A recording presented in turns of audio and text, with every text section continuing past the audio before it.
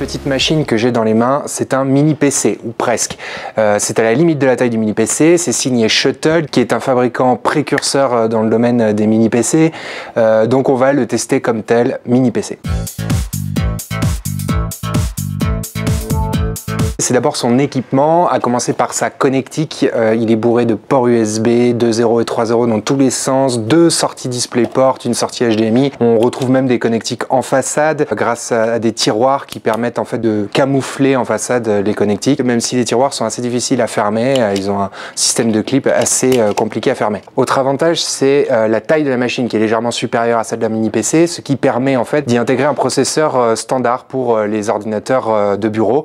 Donc pas besoin de composants mobiles cette fois-ci, ce sera moins cher à assembler. Ici on a un Core i3 qui est tout à fait puissant et qui ne ralentit pas parce qu'il ne surchauffe pas. En parlant de température justement, le système de refroidissement de la machine est composé de 2 ventilateurs d'assez petit diamètre, donc qui vont faire un petit peu de bruit mais pas trop justement, donc c'est aussi un point fort. Alors qu'est-ce qu'on peut faire avec? On peut absolument faire tout ce qui est de type bureautique, à condition d'avoir un SSD bien sûr, au moins 4 Go de RAM comme c'était le cas sur notre machine. On peut faire aussi du multimédia, lire des vidéos notamment en 4K sans aucun problème. Par contre on ne peut pas jouer aux jeux vidéo, que ce soit bien clair. Il n'y a pas de carte graphique, pas de puce graphique à l'intérieur, il n'y a que le circuit intégré d'Intel.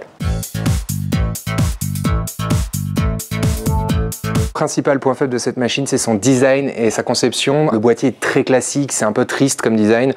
Shuttle aurait pu faire un peu plus joli, sachant que les mini PC concurrents sont à la fois plus petits et beaucoup plus charmants, séduisants pour les yeux. En termes de conception, la machine étant assez grande, Shuttle aurait pu faire une conception un peu plus astucieuse à l'intérieur, intégrer notamment plus de composants et notamment permettre à cette machine de gérer des jeux vidéo en rajoutant une puce graphique, ce qui est tout à fait possible dans ce gabarit de boîtier.